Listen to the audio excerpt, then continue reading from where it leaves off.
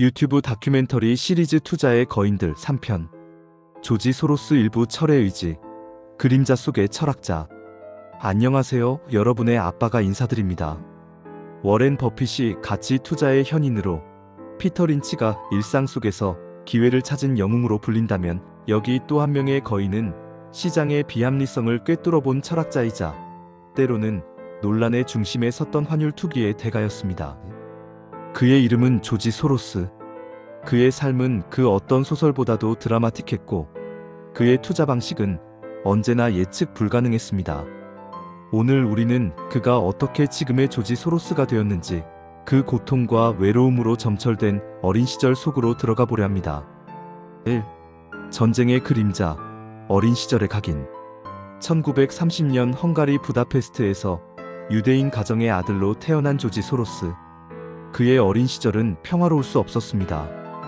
유럽 전역에 들이운 제2차 세계대전과 나치즘의 그림자는 그의 가족에게 직접적인 위협으로 다가왔습니다. 나치의 헝가리 점령은 소년 소로스의 삶을 송두리째 뒤흔들었습니다. 그의 가족은 죽음의 그림자 아래에서 생존을 위해 끊임없이 싸워야 했습니다. 소로스 가족은 신분을 위장하고 숨어 지냈습니다.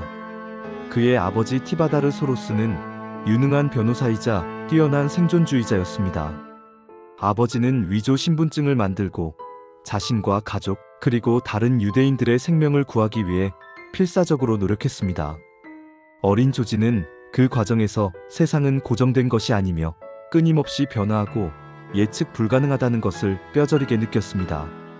권력이 어떻게 사람들의 삶을 짓밟는지, 그리고 어떻게 약자가 생존을 위해 모든 것을 걸어야 하는지 목격했습니다. 이 경험은 훗날 그가 열린 사회를 열렬히 지지하게 되는 근본적인 이유가 됩니다. 2. 런던으로의 망명, 외로운 철학자의 길. 1947년 전쟁이 끝난 후 조지 소로스는 21살의 나이에 빈손으로 영국 런던으로 망명합니다. 그의 마음속에는 전쟁의 상흔과 함께 어떻게 해야 세상의 비합리성을 이해하고 이를 극복할 수 있을까? 라는 근본적인 질문이 자리 잡고 있었습니다. 그는 런던 경제대학 LSE에 입학하여 철학을 공부하기 시작합니다. 그곳에서 그는 자신의 지적 스승 칼 포퍼 교수를 만나게 됩니다. 칼 포퍼의 열린 사회 이론과 반증주의는 조지 소로스의 지적 갈증을 해소시켜 주었습니다. 포퍼는 어떤 이론도 최종적으로 증명될 수 없으며 오직 반증을 통해 오류를 찾아내고 수정해 나가는 과정을 통해서만 지식이 발전한다고 주장했습니다. 이는 소로스에게 시장 또한 끊임없이 불완전하며 투자자는 항상 자신의 가설이 틀릴 수 있음을 인정해야 한다는 강력한 통찰력을 주었습니다. 그에게 진리는 고정된 것이 아니라 끊임없이 탐구하고 수정해야 할 대상이었죠. 이 시기 그는 지독히 가난했습니다. 접시 닦기, 철도 노동자 등 온갖 허드렛 일을 하며 학비를 벌어야 했습니다. 3. 재기성 이론의 탄생, 시장을 읽는 새로운 눈. 칼 포퍼의 영향을 받은 조지 소로스는 자신만의 독창적인 투자 이론인 재기성 이론을 발전시킵니다. 그는 시장이 단순히 객관적인 정보만을 반영하는 것이 아니라 참여자들의 인식과 행동이 서로에게 영향을 미치며 강화되는 피드백 루프를 형성한다고 보았습니다. 즉, 우리의 생각이 현실에 영향을 미치고 그 현실이 다시 우리의 생각을 바꾸는 순환적인 관계가 존재한다는 것입니다. 예를 들어 어떤 기업에 대한 긍정적인 인식이 주가를 올리면 이 주가 상승이 다시 사람들의 인식을 더욱 긍정적으로 만들어 더 많은 투자를 유도하는 식입니다. 이는 시장이 종종 비합리적이고 거품을 만들거나 붕괴를 초래할 수 있다는 의미였습니다. 소로스는 이 비합리적인 피드백 고리를 이해하고 역이용함으로써 시장의 큰 흐름을 읽고 투자 기회를 포착할 수 있다고 믿었습니다.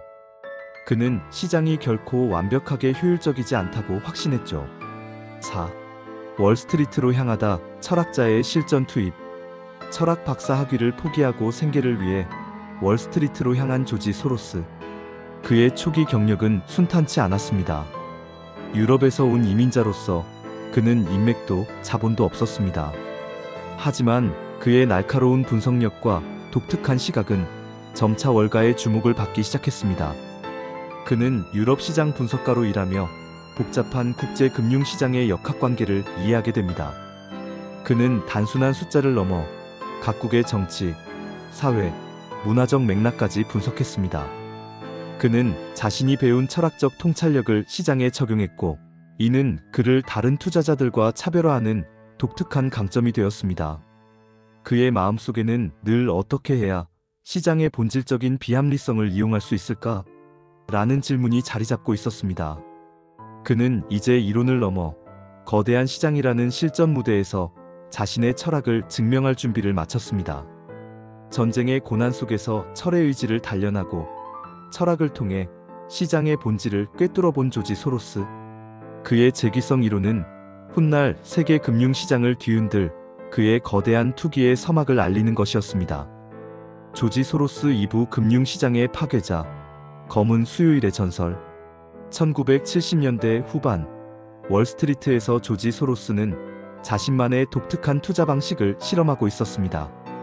그는 단순히 기업의 가치를 분석하는 것을 넘어 거시 경제의 흐름과 각국 정부의 정책, 그리고 시장 참여자들의 심리가 어떻게 상호작용하는지에 주목했습니다.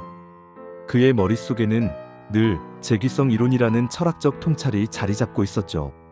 조지 소로스의 재기성 이론은 시장 가격이 투자자의 생각과 행동에 의해 영향을 받고 그 영향이 다시 시장 가격에 반영되어 순환하는 현상을 설명하는 이론입니다. 즉, 시장 참여자들의 기대와 행동이 시장 가격에 영향을 주고 그 가격 변동이 다시 투자자들의 생각을 변화시켜 시장 가격을 더욱 변동시키는 과정을 반복한다는 것입니다. 그리고 마침내 그는 자신의 철학을 현실에 구현할 거대한 무대를 만들게 됩니다. 바로 퀀텀 펀드였습니다. 1. 퀀텀 펀드의 탄생, 철학자의 무기. 1973년 조지 소로스는 짐 로저스와 함께 퀀텀 펀드를 설립합니다.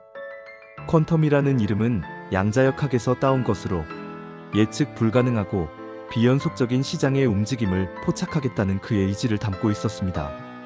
퀀텀 펀드는 일반적인 뮤추얼 펀드와 달리 소수의 기관 투자자와 부유층 자금으로 운용되는 헤지 펀드였습니다. 이는 소로스가 훨씬 더 자유롭고 공격적인 투자를 할 수 있는 기반이 되었습니다. 퀀텀 펀드의 투자 방식은 독특했습니다. 그들은 특정 기업의 가치보다는 국가 경제 전체의 흐름, 통화 정책, 정치적 불안정성 등 거시적인 요인에 집중했습니다. 소로스는 시장의 불균형을 찾아내고 그 불균형이 어떻게 재기적 피드백 루프를 통해 확대될지 예측했습니다. 그리고 그 예측에 따라 막대한 자본을 투입하여 시장의 흐름을 역이용했습니다. 그는 시장이 항상 옳다는 맹목적인 믿음을 거부했습니다. 오히려 시장의 오류와 비합리성을 찾아내 그것을 이용하는 데 탁월했죠. 2. 검은 수요일 파운드화를 무너뜨리다. 1992년 9월 16일 전 세계 금융시장은 한 남자의 대담한 베팅으로 인해 거대한 폭풍에 휩싸였습니다. 바로 검은 수요일이라 불리는 사건입니다. 당시 영국은 유럽 환율 메커니즘 ERM에 가입하여 파운드화의 가치를 독일 마르크화에 고정시키려 노력하고 있었습니다. 하지만 영국의 경제 상황은 좋지 않았고 파운드화는 고평가되어 있었습니다. 조지 소로스는 이 상황을 예리하게 파악했습니다. 그는 영국 정부가 파운드화의 가치를 유지하기 위해 막대한 외환 보유고를 쏟아붓고 있지만 결국 실패할 것이라고 확신했습니다. 파운드화가 고평가되어 있다는 시장의 인식이 확산되고 정부의 방어 노력이 실패할 것이라는 예측이 현실이 되는 재기적 피드백 루프가 작동할 것이라 보았죠. 소로스는 퀀텀 펀드의 모든 자산을 동원하여 100억 달러 이상의 파운드화를 매도하는 숏 포지션을 취했습니다. 소로스의 대규모 매도세는 시장에 엄청난 충격을 주었습니다. 영국 중앙은행은 파운드화 가치를 방어하기 위해 금리를 인상하고 외환 시장에 개입했지만 역부족이었습니다. 결국 영국 정부는 파운드화를 ERM에서 탈퇴시키고 파운드화는 급락했습니다. 이 단 하루 만에 조지 소로스의 퀀텀 펀드는 약 10억 달러, 하나 약 1조 3천억 원이 넘는 천문학적인 수익을 올렸습니다. 3. 영웅인가 악마인가 논란의 중심에 서다. 검은 수요일 사건 이후 조지 소로스는 전 세계적인 명성을 얻었지만 동시에 엄청난 논란의 중심에 섰습니다. 일부에서는 그를 시장의 비효율성을 바로잡은 천재적인 투자가로 칭송했지만 다른 한편에서는 한 국가의 경제를 뒤흔든 시장 파괴자, 투기꾼이라는 비난을 퍼부었습니다. 그는 영웅과 악마라는 극단적인 평가를 동시에 받게 됩니다. 소로스는 자신의 행동을 변호했습니다. 그는 자신이 시장의 비효율성을 이용했을 뿐이며 시장의 오류를 바로잡는 역할을 했다고 주장했습니다. 그에게 시장은 도덕적인 공간이 아니었습니다. 그는 시장의 본질적인 결함을 이해하고 그 결함을 통해 이익을 창출하는 것이 자신의 역할이라고 보았습니다. 그의 투자는 단순히 돈을 벌기 위한 행위를 넘어 자신의 철학적 신념을 시장에서 증명하는 과정이었습니다. 4.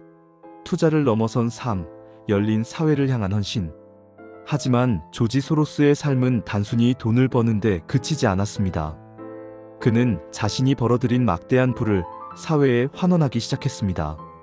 특히 그는 자신이 어린 시절 겪었던 전체주의의 고통을 기억하며 열린 사회재단을 설립하여 전 세계의 민주화와 인권, 교육, 언론 자유를 위해 막대한 자금을 지원했습니다. 그는 돈이 단순히 돈을 버는 수단이 아니라 세상을 더 나은 곳으로 바꾸는 강력한 도구가 될 수 있음을 보여주었습니다. 검은 수요일의 전설을 만든 남자, 조지 소로스. 그는 시장의 비합리성을 꿰뚫어본 철학자이자 자신의 신념을 행동으로 옮긴 대담한 투자가였습니다. 그의 삶은 논란의 연속이었지만 그는 언제나 자신의 철학적 신념을 바탕으로 세상을 바라보고 시장에 개입했습니다. 그는 진정으로 시장을 움직인 몇 안 되는 인물 중 한 명으로 역사에 기록될 것입니다. 전쟁의 고난 속에서 단련된 철의 의지, 그리고 철학적 사유를 통해 시장의 비합리성을 꿰뚫어본 조지 소로스. 그의 대담한 투기는 전 세계 금융시장에 지울 수 없는 흔적을 남겼습니다. 오늘 영상이 유익하셨다면 좋아요와 구독 알림 설정 잊지 마시고 다음 시간에도 더욱 알찬 경제 이야기로 찾아올게요. 아빠가 항상 여러분과 함께 하겠습니다.